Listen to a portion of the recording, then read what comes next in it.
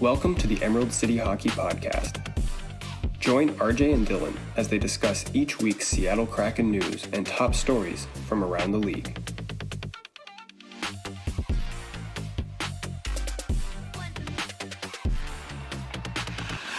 Hi everyone, welcome to episode 4 of the Emerald City Hockey Podcast.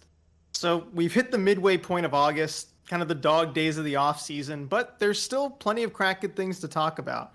But before we get into the Kraken news, I have a little thought experiment for you, Dylan. So this is, of course, a hockey podcast, but we are both football fans, and we did watch some preseason football this weekend. And it got me thinking, which Seahawks player would you want to see play hockey? So if the skill set translated over, you have to use your imagination a bit with this one. Like, who would be your pick from the Seahawks that you'd like to see play hockey if the skills moved over? Not knowing exactly which skills translate to what. You got to use your imagination here. I know. I'm going to still go ahead and say Bobby Wagner. I just think the size-speed combination, in addition to his smarts, I always want smart hockey players. I want guys with high hockey IQs. Bobby Wagner has super high football IQ. I think that translates pretty easily over to hockey. And I just think his ability to, kind of roam around the defensive zone, hit guys, punish them, be smart about it, takeaways, all that kind of stuff. I just think all that stuff translates to being a really solid defenseman in the NHL. That's a good pick, and I like you going with someone from the defense. I was thinking a little more from the offense. As much as it might be cool to see kind of Russell Wilson as a smaller center distributor, maybe like a Sidney Crosby type, I got to go with DK Metcalf, just because of that combination of athleticism, size, and skill. I think you might see something that you haven't really gotten in the NHL since like the Eric Lindros days in his prime, just as a power forward and what he could do. So DK Metcalf would be my pick. Yeah, I just worry about his height. I guess we're starting to see taller NHL players. It's not like the old days of like hip checks all over the place where somebody that tall is like almost a liability at times. Rob Blake was just going to come out of nowhere and hip check you into oblivion and take out both your knees. Yeah, I don't know that he would be the best player, if it moved over, but I would like to see it. He's the one I would most like to see. Yeah, no, Just for to sure. See what it would look like, for sure. Yeah, no, it would definitely be fun to watch. All right, so on to the hockey now. And I want to start with something that we've been encouraged by multiple listeners to talk about. And that is the idea of the Kraken offer sheeting Elias Pettersson. So essentially trying to poach their biggest rival's number one center before ever playing a game. And it would be one of the craziest things to happen in the NHL in a while if the Kraken were actually able to pull it off. So let's forget about whether it's a wise thing to do or not. Well, we'll get to that. But to start, would it even be possible? Yeah, I mean, I can't think of a reason not to, right? Kraken have the cap space to do it. All you got to do is make him an offer. Vancouver would have a set amount of time, I forget exactly how long, to match it. And if they don't match it, Seattle gets Pettersson, and then based on how much the offer sheet was signed for, what the AAV was, the Kraken would just have to send Vancouver some draft compensation. Right. So a little bit more on that, how it works. Essentially, the Kraken would have to offer Elias Pettersson, an offer sheet, a contract that he would have to then sign. So that's the big part that, I don't know, because Pettersson would have to sign the offer sheet, knowing that whatever happened from that point on, he would be hated in Vancouver forever. So that's an element there, because if the Canucks match, then we know how the Canucks fan base can be. I don't think he would be all that popular for having done that. And then, of course, if the Canucks don't match, then, all of a sudden he's gone to their biggest rival. And, well, I mean, how that would turn out. Yeah, I mean, it's certainly kind of like a no-win situation for him in that sense. I guess the win is that, he's getting a contract that's probably going to pay him fairly well.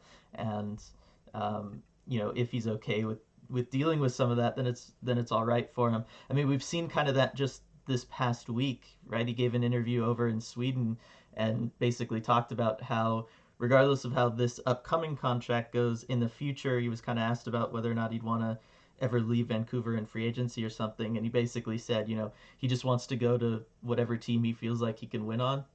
And I don't know if it was the translation or kind of just a poor choice of words, but it very much came across as, if I don't necessarily feel like Vancouver's the place I can win with, you know what I mean? And so that sparked a lot of noise from the Vancouver faithful. For sure. And I don't have a problem with saying, you want to be on a winning team. I think that's what every player should aspire to. And given Canucks management recently, it's fair to question whether the Canucks would be that team. And there were some rumblings about, well, what would his interest be, and maybe go into Seattle. There was a funny picture that kind of circulated on Twitter of him holding a book from an Instagram post that he made. He was holding a book, and there was a Photoshop of it that said, 10 things to do in Seattle or whatever it is. And he's like, I can't believe this day has come or something. And of course, that was a Photoshop. By the way, little PSA for Kraken fans. If you're on Twitter and you see a Twitter account, Mr. Booth, if you see any tweets by him, know two things. One, he's a Canucks fan, and two, he is trolling you. He's the one who circulated that. And it was really funny. It's a funny account. But of course, you always got to be wary because it's probably not true, anything that he's putting out there. So anyway, it gets to the heart of the matter, and that is his willingness to leave, because you have to convince him to sign that offer sheet. And ultimately, you have to give him a raise over what he would get with Vancouver that he thinks is worth it. And when you're doing that, you get to this kind of critical threshold given the offer sheet compensation. So as you mentioned, depending on the amount of the AAV of the offer sheet, there's different levels of compensation that would go back to Vancouver if they chose not to match. And the level where it bumps up at what we're talking about for Pettersson is a little over 10.2 million. It's 10,276,000 and change. So below that, let's say you sign him for 10.2 million AAV. The compensation going back to Vancouver is 2 first-round picks, a second-round pick, and a third-round pick. So 2 firsts, a second, and a third. Anything above that, the compensation going back to Vancouver is 4 first-round picks. So that is a lot. So Dylan, do you think that there'd be any kind of chance of, one, Pettersson accepting the offer sheet, and 2, Vancouver not matching it if you go in under that? So let's say 10.2 million AAV. What do you think the outlook looks like there? I could see him accepting that if, not knowing how he feels, not knowing what his relationship with the team is at the current moment, how negotiations are going, all of that stuff, right? Thought experiment time. Why wouldn't you sign a deal for 10.2 if you're him, right? That instantly puts you among the elite centermen in the NHL. That's, it's a ton of money each year. I don't see Vancouver willingly giving him that much. So if financial security is what he's after, I 100% believe he would sign that deal. You're basically saying that you're up there with, any of the top centermen, right? I mean, obviously McDavid sets the bar up at, close to 13 or whatever, but below that, there's not a lot of guys that are in that double-digit figure. So, you're saying you're making more than Nikita Kucherov at that point. Obviously, Kucherov probably took a hometown discount in Tampa Bay, but it shows like the level of people that a team is valuing you at, right? Which I don't think Vancouver is doing. So that would be attractive, I would assume, to Pettersson if Seattle's saying, look, we believe you're a top 5 centerman in the NHL. That's huge. Just that belief in you, the willingness of a franchise to put that financial security behind you, all of that stuff. So I think he would sign something like that, and I think it would be extremely difficult for Vancouver to match such an offer. We were just looking at their cap situation. Once Michael Furland goes on long-term IR, once that all gets going towards the start of the season, they're going to have like 14 million in cap space. And so if all of a sudden you got to take up 10.2 of that with Pettersson, well, that's fine. You have the cap space, but wait, you still have to sign Quinn Hughes. and I don't think Quinn Hughes is going to sign a deal for $4 million a year. Like I don't see that happening. So um, I think that would be kind of a sweet spot for Seattle if they were to do this, where you're you're not losing too much draft capital to get a top center. You're making it impossible for Vancouver to match, and you're getting, yeah, a really good player.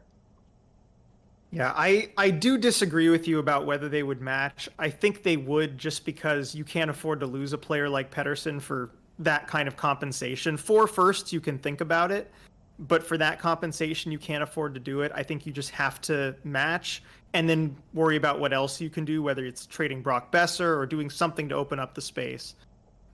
There's been rumors that they've looked into trading Besser anyway for cap reasons. I think there's easier ways to get out of that without losing your franchise center. I do think you would have to go above that threshold. And then let's say you're talking above that. Let's say you're trying to do an offer that Vancouver just really couldn't match. Let's talk 11 and a half. Do you think Vancouver would match that? Well, if in your no, probably not, because 4 first-round picks for any player is so much, right? I think the only guys you turn that away for are guys that are absolutely proven to be top-notch players. A Crosby in his prime, McDavid right now. Like I got to think if Edmonton was offered 4 firsts for Draisaitl right now, they would at least think about it, right? They might not do it, but I think it would be something that they'd think about for a moment, just because that's so much. Granted, the 4 firsts are spread out over 4 years. It's not like you're getting them all at once and you get to raise this crop of guys all together and they can all come in at one time and really, make your team great. But I do think Vancouver would think about that, just because, it's Jim Benning. Everything's on the table, right? Right. But I do think that the offer would probably have to come in at over $11 million, just for the combination of, one, to give the Canucks a chance to not match it, and two, to entice Pettersson that it's enough of a raise that he's comfortable doing that and taking such a step, for the chance that Vancouver does match it, and then all of a sudden you're left in this awkward position, and now, for the next 5-6 years, whatever it is, you're probably the guy who's to be blamed for the Canucks' failures, even if it's not your fault at all, because you took too much money and you didn't leave enough for Jim Benning to go waste on other things. But it's a tough calculation in his head. So we've gone into basically whether it's possible. Now on the Kraken end of it, do you think it's a wise decision for Seattle to do it? And we'll start with, let's say, the $10.2 million offer, with that first bit of compensation, 2 firsts, a second, and a third. Would that be wise for Seattle to do? I'm really kind of 50-50 on that. I guess I lean towards no, just because, as I was saying, that puts him kind of in the top 5 center, talk, as far as how much money he's making, how much money you're committing to him as a player. And I don't know that he's, entirely proven that yet. It felt like he took a step backwards last season, but if you look at it statistically, he really didn't. He's been, remarkably consistent his first 3 years in the league. I don't know. It's so much money to be committing to one player, for sure. Like, you have to be totally sold that he's going to be your number one franchise center for the next 7 or 8 years. And then to also give up the draft capital, and that's where maybe if Seattle was further along in their history, I would be more okay with it, because yes, it's only 2 firsts, a second, and a third for a top center, which isn't ridiculous. But when your prospect pool as a franchise is literally one draft class deep, that's a lot to be saying. You're basically saying, look, we're not going to have a prospect pool until year 4 or 5 of our franchise, where we're going to have good young players that are on cheap entry level deals that we're going to be able to come up and fill out our roster with as we compete for a Stanley Cup. So for that reason alone, I would say I don't necessarily want Seattle to do it. But if they were to do it, it would have to be under that 10.2, because giving up the 4 first-rounders, I just don't think he's worth it, and I don't think it would make sense for a team as young as the Kraken. Yeah, I think you hit on it with the draft class thing and talking about the Kraken's prospect pool. For some other teams, it might make sense that are kind of further along, but the Kraken probably have the shallowest prospect pool in the entire NHL, and that's just by virtue of having only one draft class. That's just a given. They only have the 7 picks from their draft class, and then like Luke Henman sign. So I don't think they're in a position to give up that kind of draft capital. And like you said, there's not going to be enough young guys on entry level deals coming up through the ranks when they're going to need them in that window with Pettersson coming up. You'd have to trust that your Stanley Cup window is like right now to like 3 years from now. It'd be immediate. And I don't know that that's the case. Certainly with the 4 first-round picks, I think that would be out of the question for me with the Kraken. But that 10.2 million spot, it'd be an interesting gamble because maybe you could try and get those draft picks back, moving other things, and you figure even if the Canucks do match, which I think they would, it puts them in a tough spot then as far as what they have to do cap-wise. It's the kind of move that isn't really done in the NHL because of this gentleman's agreement among GMs. But, maybe it should be done more. But I don't think Ron Francis is really the guy to do it either. We saw at the expansion draft, he was kind of hesitant to use that leverage. I think he was trying to be friendly with everyone. He seems like maybe one of the last GMs you would expect to do something like this. It would definitely be an out of character move if Ron Francis was to do it. You and I have kind of been saying for years, just talking amongst ourselves, that we do think more teams should do this kind of stuff. Because the bottom line is, look, I know it's that whole like, well, this could come back to bite me later, but we've seen it more and more, especially of late.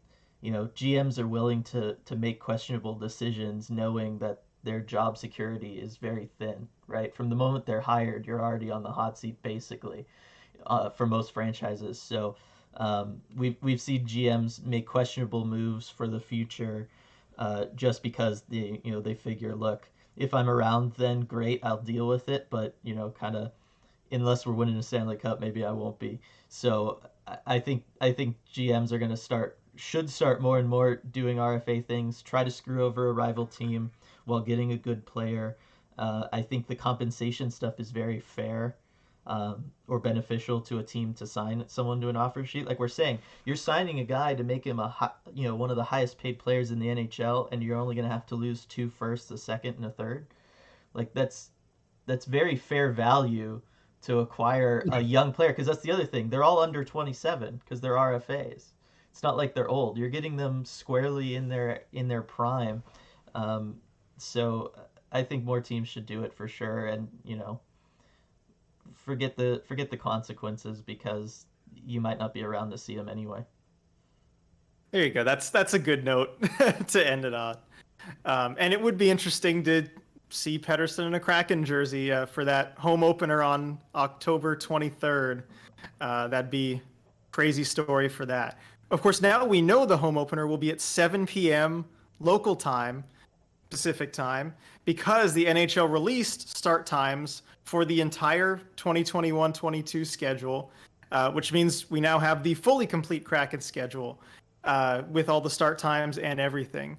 There's not a ton of note for the Kraken there as far as the start times. Most home games, 34 of the 41, will start at 7 p.m. There are 5 Sunday games, all of them starting at 6 p.m. And then a 4 p.m. start, Sunday start in April. And I think it's a Saturday start in April. And then a 2 p.m. start on Martin Luther King Day in January. I guess the biggest abnormality on the start time schedule is probably the lack of weekend matinee games. Usually the league kind of tries to sprinkle in a few afternoon starts on the weekend, but none for the Kraken this season. Yeah, that's a little odd, especially given it's the team's first season. You kind of want to play around with. I would think the NHL would want to play around with the schedule, make it as accessible to as many new fans as possible. I always know the kind of matinee games on the weekends are a lot of fun to go to, because you don't have to worry about staying out too late, especially if it's a midweek game and you got to worry about work or school or something the next day. But I also just think it's the way it is, and I don't know if they're just trying to make it feel a little more premium or special because it's the first season for the team, right? So it's all prime time. They want to make sure they're maximizing the television deals and stuff that are going to be associated with the Kraken and everything. Uh, all that stuff always complicates this sort of thing. So my guess is there's a reason for that behind the scenes that we're just not aware of. That's a good point. I hadn't considered the TV angle, and I think you're right. Keeping it in primetime probably helps TV wise. But yeah, it'll be interesting to see when the first weekend matinee game is. It won't be this season, but those are fun to go to, as you mentioned. It's a good thing for the family too. If you have kids, you're not out too late. It's just a fun atmosphere, and it's a little different. Mm-hmm. So the Kraken also made 2 hires last week, bringing in a couple additions to their coaching staff. And the first one is Dan Bylsma. He's a 2009 Stanley Cup winning head coach, of course. And the Kraken are hiring him to be the assistant coach for their AHL affiliate in Charlotte. So as part of that agreement, the affiliation agreement, they're splitting that team with the Florida Panthers. The Panthers will provide the head coach, while the Kraken will send an assistant coach. And so now we know that will be Bylsma. So, Dylan, I'm particularly interested to hear your thoughts on Bylsma. As we've covered before, you grew up a Penguins fan, so you were pretty closely following Bylsma in his time when he was the Penguins head coach. What do you think of this hire? Yeah, so I really like it if he's going to really mostly be working with the AHL team. He was a very good AHL coach in the Penguins system, and that carried over with a lot of the guys on the Penguins team while he was there. Obviously, his track record with the Penguins was fantastic in the regular season, not so great come playoff time, as they never made it past the second round outside of his first season when they did win the Stanley Cup. As far as like coaching style and stuff, he ran into some issues at times with like the power play. He could never, like, the power play was great because of the players that were on it, but I never felt that his systems really worked out great on it. I think he has good transitional stuff if you have a really good offensive team, as far as moving the puck out of the zone and getting it up to those forwards and stuff. But again, it's really hard to judge a guy based off of the performance when you have Sidney Crosby, Evgeny Malkin, all those guys running the team for you. Jordan Stahl was still there while he was there those first couple seasons. So I like him as an AHL coach. I would assume this means next year he's going to be the head coach for the Kraken's AHL affiliate once they come over and they start playing in Palm Springs. I would assume that's part of this agreement, because otherwise it seemed he has a resume that's too good to just be an assistant AHL coach, in my opinion. For sure. But yeah, as far as like hallmarks of his coaching, he's a player development guy. He gets guys ready for the NHL. Number one thing you can say about him is he builds confidence in players. I don't think anybody would say that he doesn't. He did a fantastic job with all the depth rotational guys that they had in Pittsburgh, right? Whether it was developing them in Wilkes-Barre Scranton or working with them once they were in Pittsburgh, I just thought he did a great job with those guys, having them play at high levels to, work with all the star players that the Penguins had. I think he'll do that in Charlotte and then potentially eventually in Palm Springs as well. So I'm excited by it. He's a great coach. Track record speaks for itself. Yes, he had those 2 kind of 500 years in Buffalo, but really, if you look at Buffalo the last decade or so, that's not too bad actually. If you're able to walk out of there with a 500 record, it's pretty good. So I'm excited for it, and I think he gets a bad rap just because they were so unsuccessful in the playoffs of the Penguins all of those years. But the bottom line is it's hard to be consistently good in the playoffs, and he's a guy who was let go of a job coming off of a 51 win season. Like, there's not a lot of guys that can say that, and I don't think it was because he's a bad guy or anything like that. So he was just a product of super high expectations, and it's hard to live up to those sometimes. Yeah, and on the Buffalo curve, that's pretty good getting out of the 500 record. And I like the fit as far as him just being someone, like you said, who can give the players confidence. And he's kind of been that way for a while. I mean, my first exposure to Bylsma, the first I had heard of him was when I was 9 years old. My parents bought me his book that he wrote with his brother Jay. It's called "So You Want to Play in the NHL: A Guide for Young Players." And I read that book as a 9-year-old, and it really helped me out as kind of a young hockey player, understanding the importance of bringing value to a team in ways other than scoring goals. And that book single-handedly got me excited about playing on the penalty kill as a square hockey player, which was pretty cool. And so he's definitely had that teaching mindset for a while. It's kind of a natural place for him. And so I really like this fit in the AHL with the Kraken and their young players. So Bylsma wasn't the only hire the Kraken made. They announced them both together. They also hired Andrew Allen to be their goaltending coach. So Allen was with the organization already as a pro scout, scouting goalies in preparation for the expansion draft and such. But he does have a goaltending coach background before that. He was with the Rockford Ice Hogs for a few years before going on to be the goaltending coach for the Buffalo Sabres. He's worked with a number of NHL goalies. With the Ice Hogs, he worked with Carter Hutton, Antti Ranta, Scott Darling, plus at the tail end of their careers, Michael Leighton and Jason LaBarbera. And with the Buffalo Sabres, he worked with Robin Lehner, Carter Hutton again, and his probably biggest success story, Linus Ullmark, who he worked with kind of coming up as a young goalie through the AHL and finding a place in the NHL, and now signing with the Boston Bruins for a big contract this offseason as a free agent. What do you think of this hire, Dylan? Yeah, it seems pretty solid. Somebody the Kraken already know. Obviously, as far as pro scouting goes for them this year, he was instrumental in helping them bring aboard Drieger, going after Philip Grubauer free agency. For the short amount of time they had him, Vonacek, Joey DeCorder, we talked about during our latest video about the projected lineup, about how he's a really good, young goaltender that's just unfortunately going to have to be stuck in the AHL this year for the Kraken. He seems to know what he's talking about as far as a talent evaluation standpoint. Team's comfortable with him because of that. Bring him in as the goaltending coach. Like you said, the stuff he did with Linus Ullmark was really really good. Considering again, you're talking about another Buffalo guy.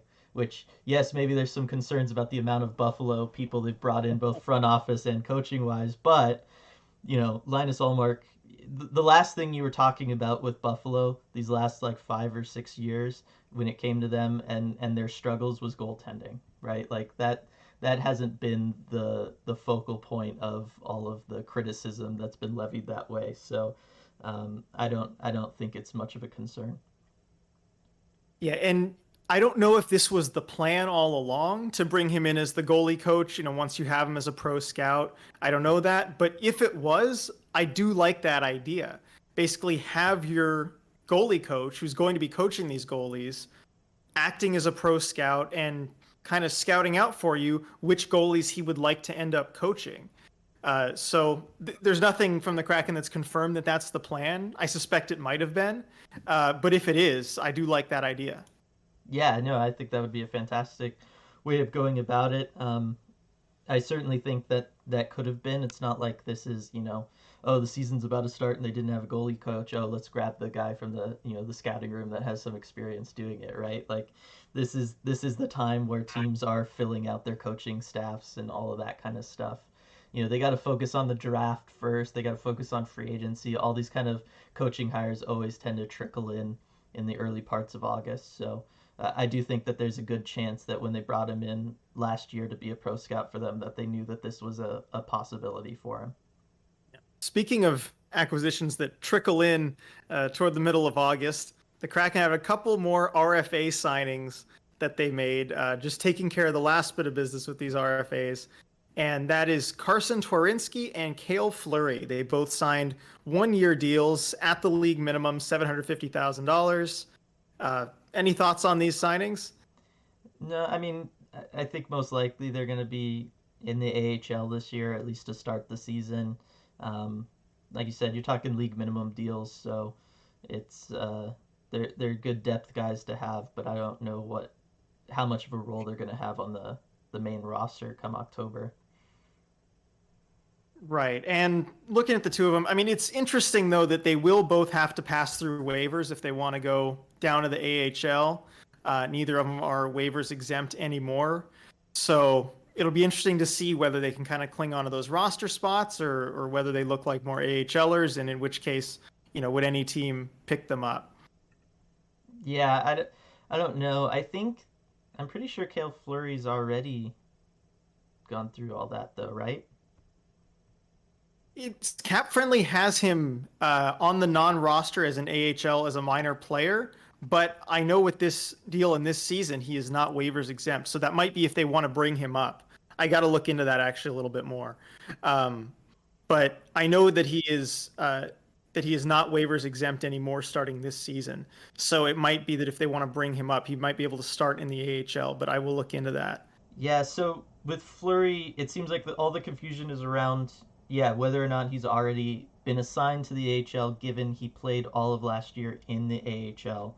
So there is some confusion online as to what roster he's on right now. If for some reason he stays in the AHL because he was already there for Montreal, then yes, he would only have to clear waivers if Seattle called him up and then decided to send him down. If, as a lot of people think, he's part of the Kraken's active roster right now during the off season because of the expansion draft, then yes, odds are the Kraken are not going to waive him, knowing someone would pick him up in waivers. So, as the Kraken have to move out defensemen to make room for guys such as Cale Fleury, my guess is he would stay on the team because they wouldn't want to risk losing him in waivers for nothing. But yeah, it's an interesting situation. Obviously, expansions like this don't come around very often, so there's plenty of interesting situations such as this. Yeah, that is perfect. The waiver technicality is the perfect way to close it out for a mid-August podcast. Gotta love it. So that's all for this episode of the Emerald City Hockey Podcast. Thanks everyone for joining us, and we'll see you next week.